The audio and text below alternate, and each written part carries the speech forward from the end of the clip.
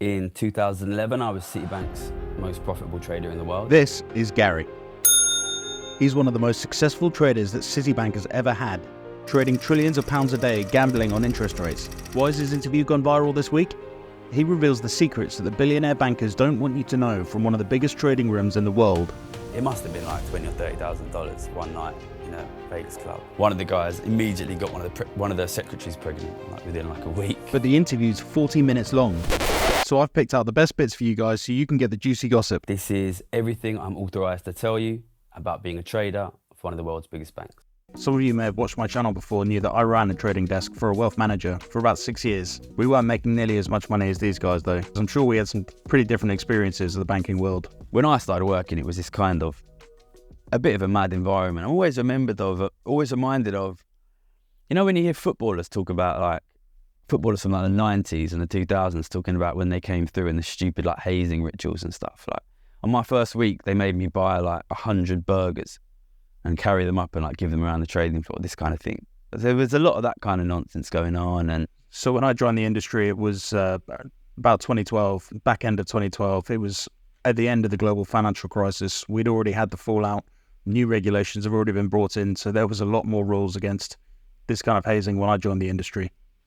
It was really crazy for me. I was like super young, and some of the guys I was working with, like pretty crazy guys, and they started getting like really big for their boots. And so these guys would have been trading with bank-owned money. So they would have had prop trading accounts. They'd have been trading on behalf of the bank. We used to trade on behalf of the clients. We didn't have as much freedom and flexibility to trade on what we wanted to trade. Client picks up the phone and says, buy this, so we buy it. These guys literally were making their own decisions on their own accounts. Take me out with all his clapper mates, and like we'd be going to Movida, which is a big expensive club. You know, funnily enough, when I first joined the bank, there was a lot of going out and there was a lot of partying, but probably not to the extent that these guys are going. But that kind of died down slowly over time. I mean, there's a real cultural shift in the bank in the time that I was there. Obviously, I know now that there's like this massive stereotype that traders take cocaine. Maybe I was working in the wrong side of the banking world, but I never saw that amount of cocaine flowing around. Maybe it was just a different era. I mean, I missed the good times. Wish I'd have joined the industry 10, 15 years earlier. Since then, one of my colleagues who is very upset about the book. I'm not surprised. I don't know how he's managed to get away with releasing a book and an interview like this. I'd have been sued straight away by my firm if I'd started giving up secrets like this. I don't know how he's got away with this.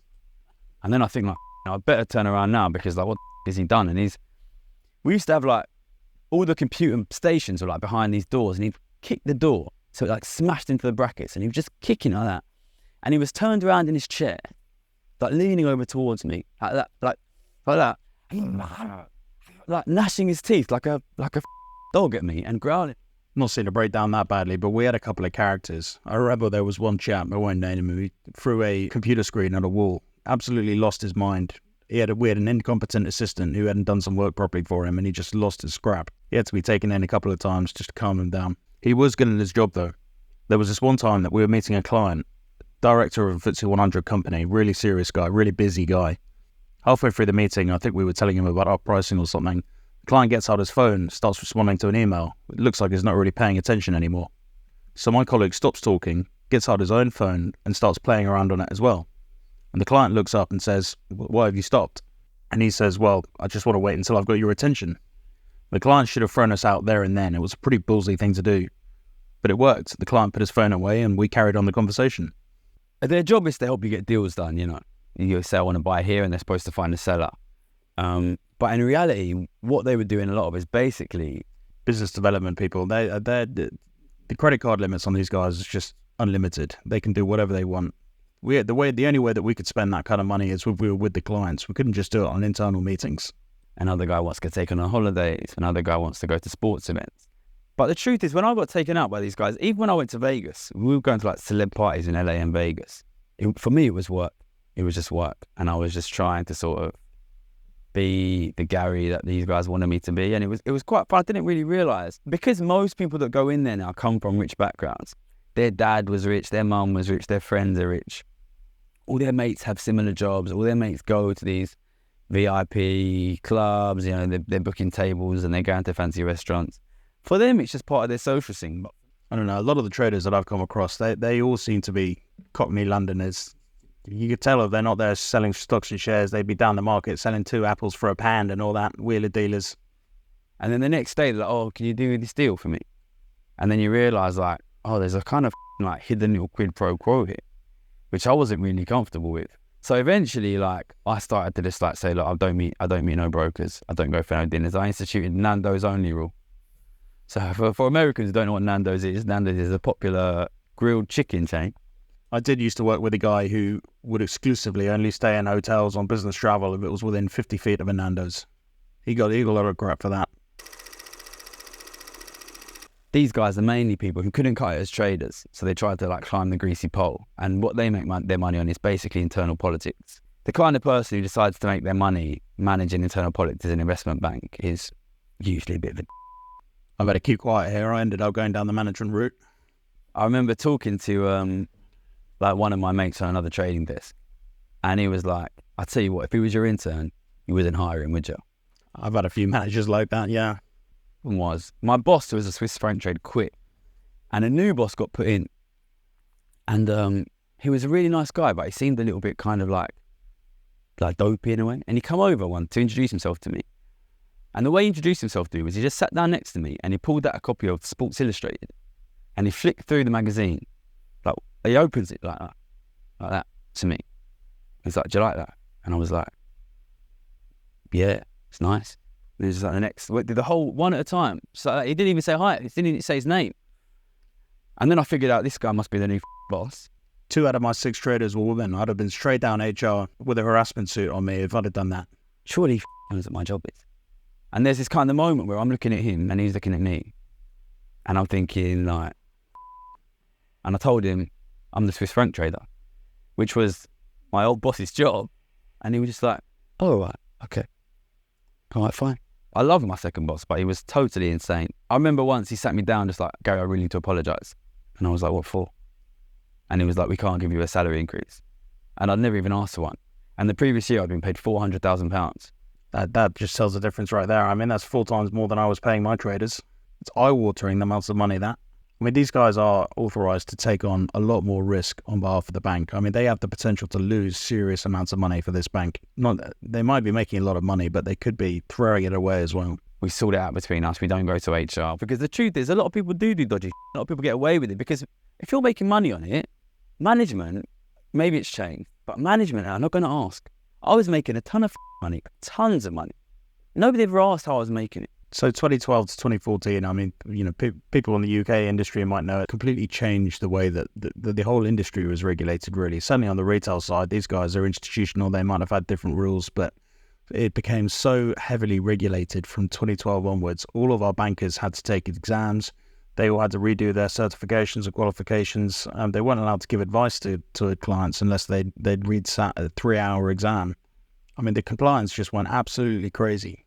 I mean, it went too far in the wrong direction because it really limited the amount of business that you could do. I mean, we had clients sitting in front of us asking for advice on, you know, what do you think about X, Y, and Z? And we had to sit there and say, I can't talk to you about that. I'm not allowed. P&L is profit and loss. And it's the only thing that matters in the world if you're a trader, basically. And every single day, every week, every month, every year, your individual P&L is calculated. Everyone's individual P&L is calculated. And it goes around on a spreadsheet every day. Yeah, the old league tables. We had the league tables. I think that the problem with the league tables, though, is it created a negative environment. Certainly when I first started working for the bank, because the people that are at the top of the table, they are the big dogs and they walk around like they own the place.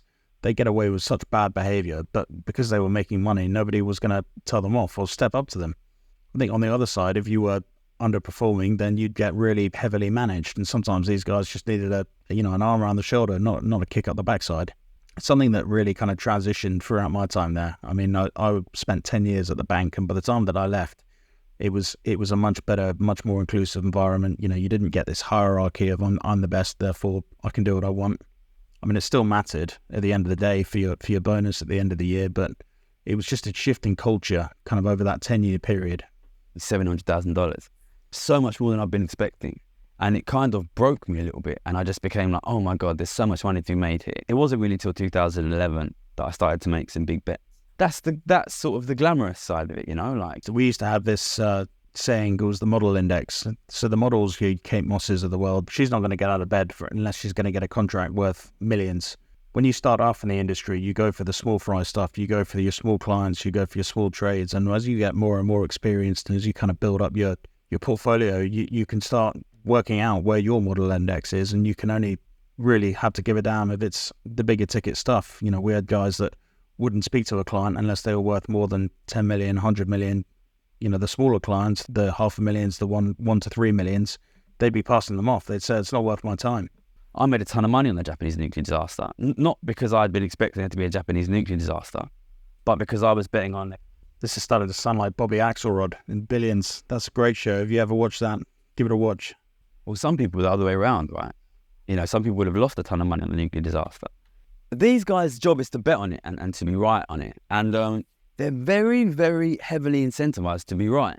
The payment structure is very weird, or at least it was back then. You would get paid a lot of money in a bonus, but it would be like deferred. So you get this money in 4 years. Since I left banking, this rule came in, this EU law that limited bonuses as a multiple of salary, which meant that the way payment happened is completely changed. Now, because of that bonus cap, what they will have to do instead is they massively increase your salary. Yeah, not in all parts of banking. So a lot of places, the bonuses were cut down. Yeah, he's absolutely right there. But the salaries in not in all firms have been increased that much. So what you've ended up with is bankers, you know, people aren't going to complain about bankers not making enough money, but the salaries are still relatively uncompetitive, and yet the bonuses are coming down and down as well.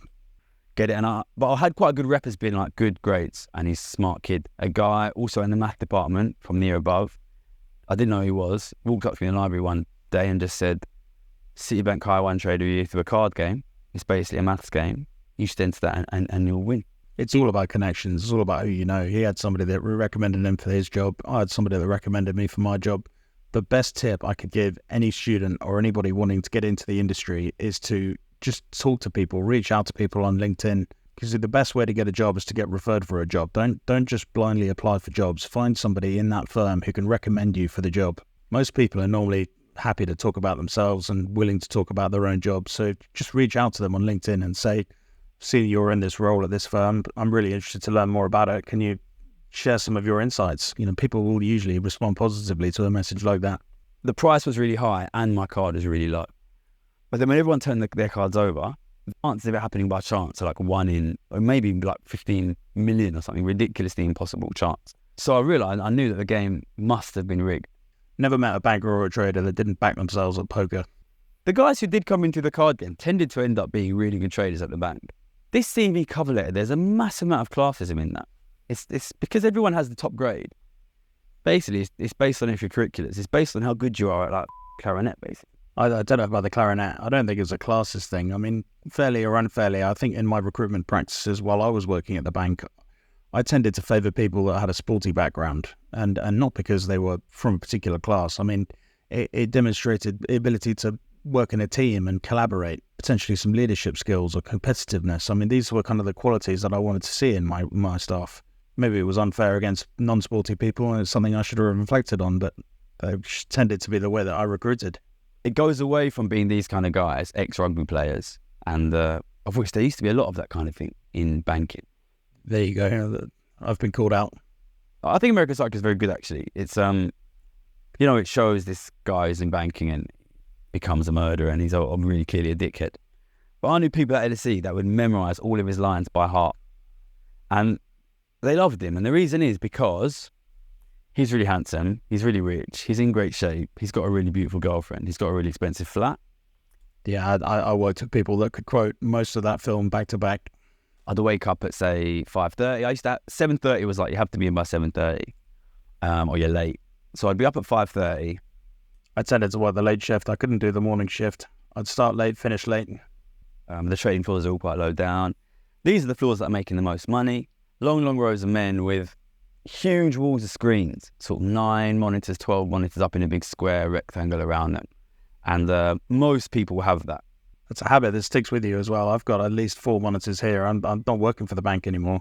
I came in first day in a suit, and the guys were like, no suits, no ties.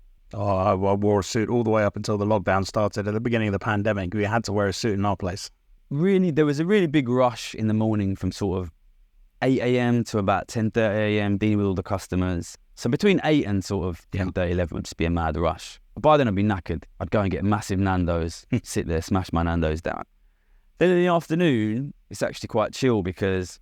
Don't know about chill. I mean, the afternoons was the only time that we could get any work done. Once the clients had gone away, then you get on with your day's tasks. You know, I'd cycle back home. I'd leave about 5, cycle home, go to the gym, cook dinner with my flatmate, you know, watch the football if it's on.